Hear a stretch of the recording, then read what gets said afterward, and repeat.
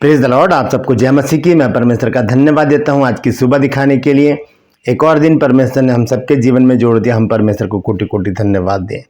एक नया संदेश लेकर मैं आपका दोस्त पास्टर राजमैसी आपके सम्मुख उपस्थित हूं। और आज का संदेश जो है वो कलीसिया और पास्टर के संबंध के विषय में है। क्यों पास्टर लोग गरीबी में अपने जीवन को व्यतीत करते हैं और दूसरों से मांगने की एक गलती कर बैठते हैं। क्यों कलीसिया के लोग गरीब होते हैं। दोनों बातों को आज हम देखेंगे और वचन से इन सारी बातों को समझेंगे।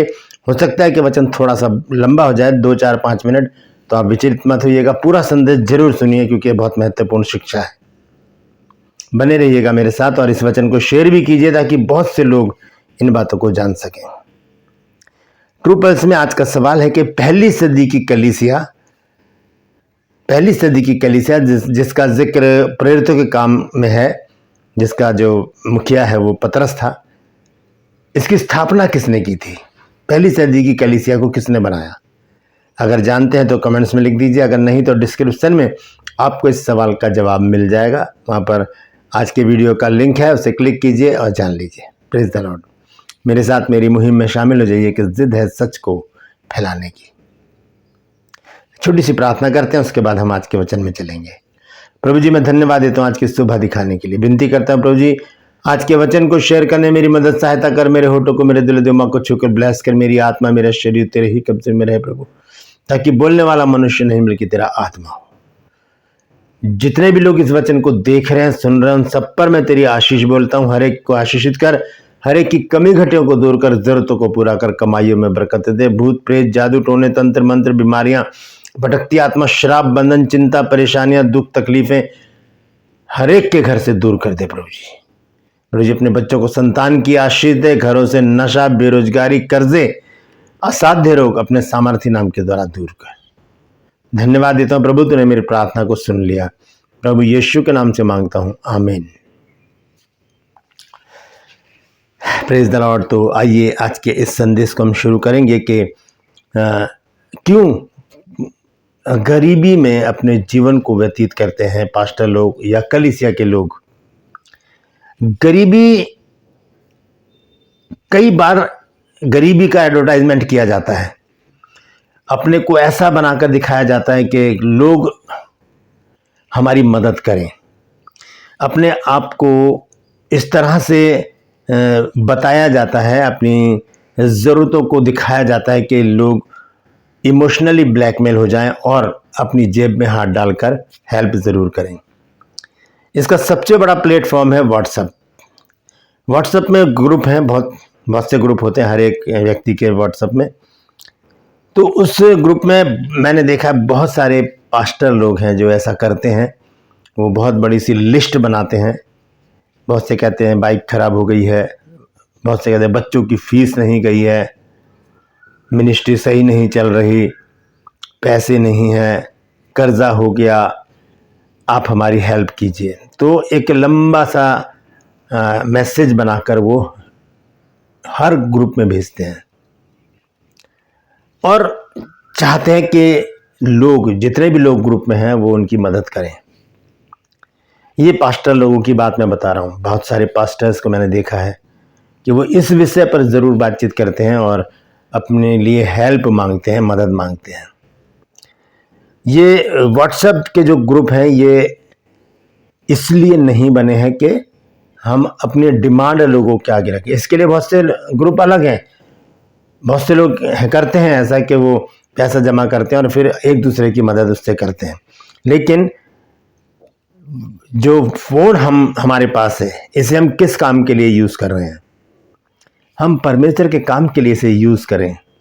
परमेश्वर के वचन को शेयर करें जितना हो सके। जूम मीटिंग कीजिए, वचन का प्रचार कीजिए और उसमें शामिल होइए। कोई अगर आपको बताता है, आपको पता चलता है, क्योंकि बहुत सारे लोग ग्रुप में बताते हैं कि इतने बजे हमारी मीटिंग है, इसमें ज़रूर शामिल होइए और उसमें शामिल हो जाइए। परमेश्वर के वचन को जितना सुनेंगे उतना हमारे लिए बेहतर होगा। तो खास तौर से जो परमेश्वर के दास लोग हैं, वो लोग ऐसा जब करते हैं तो मन बड़ा विचलित होता है, क्योंकि वो मनुष्यों के ऊपर भरोसा करते हैं, ना कि परमेश्वर के ऊपर। जब आप परमेश्वर की सेवा कर रहे हैं तो आपका जो दुख दर्द है, आपकी जो तकलीफें हैं, आपकी जो कमी घटी है, वो परमेश्वर ही दूर करेगा।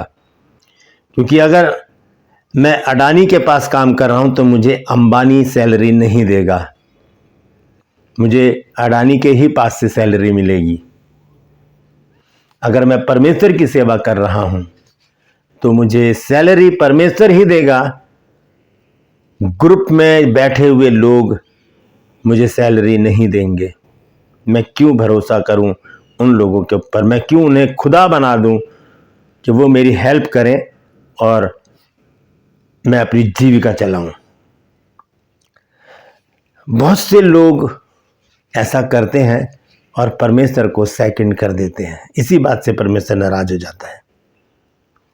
हम जब प्रार्थनाएं करते हैं तो हम याद दिलाते हैं परमेश्वर को, प्रभु तूने कहा है कि मांगो तो तुम्हें दिया जाएगा। प्रभु तूने कहा है कि मेरे नाम पर 2 या 3 जहाँ इकट्ठे होते हैं मैं उनके बीच में उपस्थित होता हूँ। इस तरह से बहुत सारे वायदे हम अपनी प्रार्थनाओं में परमेश्वर को, प्रभु यीशु मसीह को याद दिलाते रहते हैं। लेकिन हम जो वायदे करते हैं परमेश्वर से, हम उन्हें क्यों भूल जाते हैं? हमने भी तो वायदे किए हैं प्रभु से कि प्रभु मैं तेरे लिए ये करूँगा, वो करूँगा, ऐसा करूँगा, वैसा करूँगा। हम वो भूल जाते हैं। हमें वो वायदे याद रखने चाहिए और उन्हें पूरा भी करना चाहिए। जो लोग परमेश्वर की सेवा कर रहे हैं तो उनकी सैलरी परमेश्वर ही देगा। अगर आपके पास सैलरी नहीं आ रही है तो इसका मतलब आपको परमेश्वर ने जॉब पर नहीं रखा है। आप अपनी कोई अलग जॉब देखिए, इस सेवकाई को छोड़ दीजिए। देखेंगे मत्ती की रचित सुसमाचार 15 अध्याय और उसका 13 पद।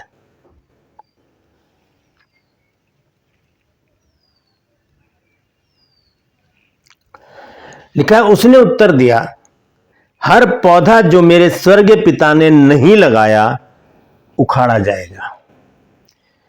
अगर ये पौधा परमेश्वर की ओर से लगा है तो वो हरा भरा रहेगा, अपनी ऋतु में फलेगा और पतझड़ में भी उसको कोई नुकसान नहीं होगा।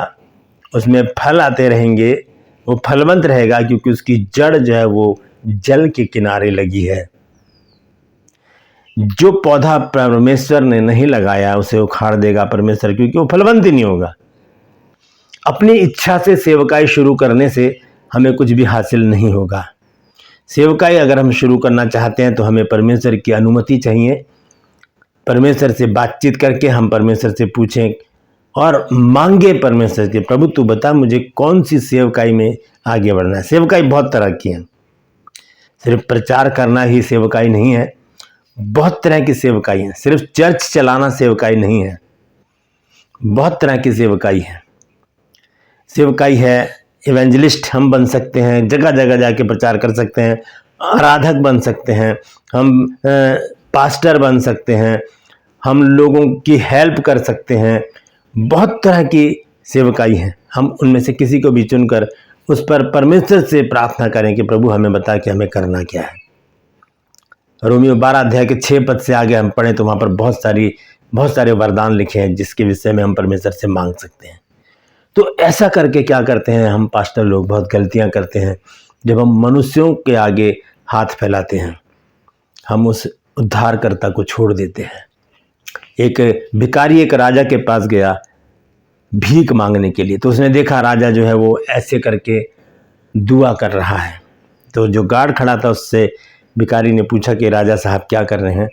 भिखारी ने कहा ये दुआ कर रहे हैं, अपनी प्रजा के लिए प्रार्थना कर रहे हैं और अपनी सुख समृद्धि के लिए दुआ कर रहे हैं। दुआ का मतलब है मांगना, प्रार्थना का मतलब है मांगना, परमेश्वर से मांगना।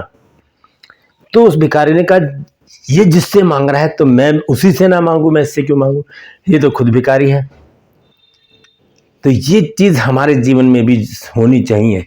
हमें भी इस बात पर विचार करना चाहिए कि जो खुद जिससे हम मांग रहे हैं उसको किसने दिया है? उसे भी तो परमेश्वर ने दिया है, वो कोई अलग से नहीं आ गया, उसे भी परमेश्वर ने दिया। क्यों दिया है ये भी जानने की जरूरत है। तो बहुत जरूरी है कि हम इन बातों पर गौर करें। हम देखते हैं पहली सदी की कलीसिया के विषय में। पहली सदी की कलीसिया कैसी कलीसिया थी, आइए देखेंगे। प्रेरितों के काम 4 अध्याय 32 आयत से मैं पढ़ूंगा। यह लिखा है, और विश्वास करने वालों की मंडली एक चित्त और एक मन के थे, यहां तक कि कोई भी अपनी संपत्ति अपनी नहीं कहता था, परंतु सब कुछ साझे का था। और प्रेरित बड़ी सामर्थ से प्रभु यीशु के जी उठने की गवाही देते रहे, और उन सब पर बड़ा अनुग्रह था। और 34 आयत में देखिए क्या लिखा है, और उनमें से कोई भी दरिद्र नहीं था, कोई भी दरिद्र नहीं था, कोई भी गरीब नहीं था पहली सदी की कलीसिया में। और लिखा है, क्योंकि जिनके पास भूमि या घर थे वे उनको बेच बेचकर बिकी हुई वस्तुओं का दाम लाते और उसे प्रेरितों के पांव पर रखते थे। ये एक पारदर्शिता है पास्टर और कलीसिया के बीच में। जो कुछ भी है हमारा वो परमेश्वर का ही है दिया हुआ। हमारे पास कुछ भी नहीं था जब हम संसार में आए थे। तो ये कलीसिया जो है इसमें कोई भी जन दरिद्र नहीं था, क्योंकि उनको एक आज्ञा मिली थी देने की। जब हम अपनी मुट्ठी खोलते हैं तो ये खाली हो जाती है, और खाली चीज ही भरी जाती है, भरी हुई चीज को कोई भी भरता नहीं है। अगर आपके गिलास में पानी है और आप बच्चों से कहें इसमें पानी और डाल दे, बच्चे तो पहले हंसेंगे, कहेंगे इसमें पानी तो पहले से ही है। उस पानी को पहले फेंकना पड़ेगा, उसे हटाना पड़ेगा, गिलास को खाली करना पड़ेगा, तब उसमें नया पानी आएगा। इसी तरह से जब हम अपनी मुट्ठी को खोलते हैं किसी मिनिस्ट्री के लिए, किसी पास्टर के लिए, जब वो खाली हो जाती है तो परमेश्वर उसे फिर से भर देता है। Praise the Lord. तो क्यों है पास्टर दरिद्र? क्योंकि कलीसिया भी कहीं ना कहीं इस बात का ध्यान नहीं रखती। कलीसिया को इस बात पर ध्यान देना चाहिए, पास्टर से बात करनी चाहिए, उनसे पूछना चाहिए कि आपकी कोई ज़रूरत है तो हमें बताइए। क्योंकि दान अलग चीज़ है, निज भेंटें भी होती हैं, जिसके विषय में बाइबल हमें बताती है। निज भेंटें, आइए देखेंगे नीति वचन 18 अध्याय 16 पद। यहां लिखा है, भेंट मनुष्य के लिए मार्ग खोल देती है और उसे बड़े लोगों के सामने पहुंचाती है। जो निज भेंटें हम चर्च के पास्टर के लिए करते हैं, चर्च के लिए करते हैं, परमेश्वर के लोगों के लिए करते हैं, किसी के कहने पर नहीं बल्कि अपने हृदय से। क्योंकि वचन कहता है कि परमेश्वर हर्ष से देने वाले से प्रेम करता है। तो हम ध्यान रखें पास्टर का, पास्टर ध्यान रखे कलीसिया का। एक पारदर्शिता कलीसिया और पास्टर के बीच में होनी चाहिए। पास्टर को भी पता होना चाहिए कि आपकी कलीसिया में कौन दरिद्र है, कौन परेशान है, कौन चिंता में है, कौन बीमारी में है। पास्टर को उनके घर जाकर प्रार्थना जरूर करनी चाहिए। बहुत से पास्टर यहाँ पर पक्षपात करते हैं। जो गरीब लोग हैं, जिनके पास अच्छे कपड़े भी नहीं होते, वो उन लोगों से पास्टर लोग हाथ तक नहीं मिलाते, उनके घर भी खुद नहीं जाते, डीकन को भेजते हैं या किसी को भी एवेंजलिस्ट को वहां पर भेज देते हैं कि जाकर उनके यहाँ प्रार्थना करिए आइए। जबकि पास्टर को खुद उनके घर जाना चाहिए। और ये कैटेगरीज होती है चर्च में कि ये गरीब है, ये थोड़ा ऊंचा है, ये सबसे ऊंचा है। जो सबसे ऊंचा होता है वहां पर पास्टर खुद जाएंगे, क्योंकि वहां से मोटा पैसा मिलता है, वहां पर खाना अच्छा मिलता है, अच्छा आवभगत होता है, तो वहां पर जरूर जाएंगे पास्टर। तो ये पक्षपात पूर्ण रवैया परमेश्वर को पसंद नहीं है। परमेश्वर खुद पक्षपात नहीं करता, वो तो पापियों के ऊपर भी वर्षा करता है और धर्मियों के ऊपर भी वर्षा करता है। तो फिर हम पास्टर लोग क्यों पक्षपात करें कि ये गरीब है, मुझे इससे नहीं मिलना, तुम चले जाना प्रार्थना करने? नहीं, हमें उनको उतना ही महत्व देना है जितना हम किसी पैसे वाले को देते हैं। पैसे वाले को जितना महत्व देते हैं उतना ही हमें उनको भी देना है। आइए इस विषय में वचन क्या कहता है देखेंगे। याकूब की पत्री 2 अध्याय पहले पद से मैं पढ़ूंगा। लिखा, हे मेरे भाइयों, हमारे महिमा युक्त प्रभु यीशु मसीह का विश्वास तुम्हें पक्षपात के साथ ना हो। ये परमेश्वर के लोगों के लिए एक बहुत बड़ी शिक्षा है, जो बाइबल लेकर चलते हैं, जो प्रचार करते हैं। पक्षपात करना हमारा कर्तव्य नहीं है। हमारा कर्तव्य है बिना पक्षपात के परमेश्वर की सेवा को करना। आगे देखिए क्या लिखा है, क्योंकि यदि एक पुरुष सोने के छल्ले और सुंदर वस्त्र पहने हुए तुम्हारी सभा में आए और एक कंगाल भी मैले कुचैले कपड़े पहने हुए आए, और तुम उस सुंदर वस्त्र वाले का मुंह देखकर कहो कि तू वहां अच्छी जगह बैठ, और कंगाल से कहो कि तू यहां खड़ा रहे या मेरी पीढ़ी पांव की पीढ़ी के पास बैठ, तो क्या तुमने आपस में भेदभाव ना किया और कुविचार से न्याय करने वाले ना ठहरे? ये वचन बता रहा है। ये है पास्टर लोगों का तरीका। ये क्या करते हैं कि पक्षपात करते हैं। ये नहीं चाहता परमेश्वर। आगे लिखा है, हे मेरे प्रिय भाइयों, क्या परमेश्वर ने इस जगत के कंगालों को नहीं चुना कि विश्वास में धनी और उस राज्य के अधिकारी हों जिसकी प्रतिज्ञा उसने उनसे की है जो उससे प्रेम रखते हैं। परमेश्वर भी किसी का पक्ष नहीं करता, तो हम कौन होते पक्ष करने वाले? लिखा है साफ कि कोई सोने के छल्ले पहन के आ रहा है, इसका मतलब अगर वो अमीर है तो आप उसका आदर करेंगे, उसको अच्छी तरह से उसकी आवभगत करेंगे, और गरीब को आप तुच्छ जानेंगे। यीशु मसीह ने कहा, जो छोटे से छोटे को ग्रहण करता है वो मुझे ग्रहण करता है। Praise the Lord. तो ये पारदर्शिता चर्च में होनी चाहिए। पास्टर का कर्तव्य है कि अपनी कलीसिया की सुधि ले, उनकी देखभाल करे, जैसे कि एक चरवाहा अपनी भेड़ बकरियों की देखभाल करता है। उन्हें कब खाना चाहिए, कब उन्हें पानी चाहिए। सिर्फ वचन सुना देना संडे को और ख़त्म कर देना, यहीं तक हमारी सेवकाई नहीं है। हमें अपनी कलीसिया की सुधि को लेना होगा, उन्हें देखना होगा कि वो किस तरह से, क्योंकि पहली सदी की कलीसिया के लोग ऐसे ही थे। वो एकजुट थे और उनमें सब वस्तुएं साझे की थी और उनमें कोई भी गरीब नहीं था, क्योंकि जो प्रेरित लोग थे उन्होंने किसी के साथ पक्षपात नहीं किया, सब मिल के रहते थे। और लिखा है वहां पर 2 अध्याय में, प्रेरितों के काम 2 अध्याय में, प्रेरितों के काम 2 अध्याय 44 पर देखिए क्या लिखा है। और वे सब विश्वास करने वाले इकट्ठे रहते थे और उनकी सब वस्तुएं साझी की थी, और वे अपनी अपनी संपत्ति और सामान बेच बेच कर जैसी जिसकी आवश्यकता होती थी बांट दिया करते थे। और वे प्रतिदिन एक मन होकर मंदिर में इकट्ठे होते थे और घर घर रोटी तोड़ते हुए आनंद और मन की सिधाई से भोजन किया करते थे और परमेश्वर की स्तुति करते थे, और सब लोग उनसे प्रसन्न थे, और जो उद्धार पाते थे उनको प्रभु प्रतिदिन उनमें मिला देता था। ये है तरीका एक कलीसिया को चलाने का। तो अगर पास्टर लोग किसी दूसरे से मांग रहे हैं तो पास्टर की सबसे पहली गलती तो ये है कि उसने परमेश्वर के ऊपर से भरोसा छोड़ दिया है। दूसरी गलती कलीसिया की है कि उसने पास्टर की सुधि नहीं ली। उन्हें पास्टर से बातचीत करनी चाहिए, उन्हें एक पारदर्शिता होनी चाहिए पास्टर और कलीसिया के बीच में। पता होना चाहिए कि पास्टर को किस चीज़ की ज़रूरत है।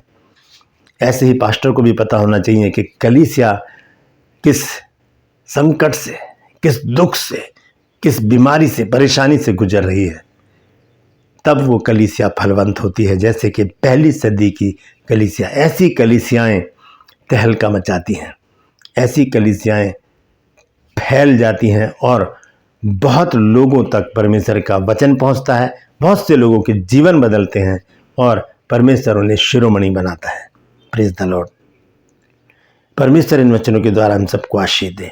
यदि आज आपने कुछ नया सीखा है तो कमेंट्स में ज़रूर लिखिएगा और इस वचन को शेयर कीजिए, ताकि कलीसियाएं जो आज एक तरह से मरी पड़ी हैं उनमें जीवन आए। पास्टर और कलीसिया के बीच में जो संबंध बिगड़ गए हैं वो संबंध सुधर जाए। बहुत से पास्टर जो गलतियां करते हैं उनके कारण जो सही काम कर रहे हैं उनके पास भी आना लोग छोड़ देते हैं। तो ये वचन शेयर कीजिए ताकि और भी लोग इन बातों को जानें। Praise the Lord.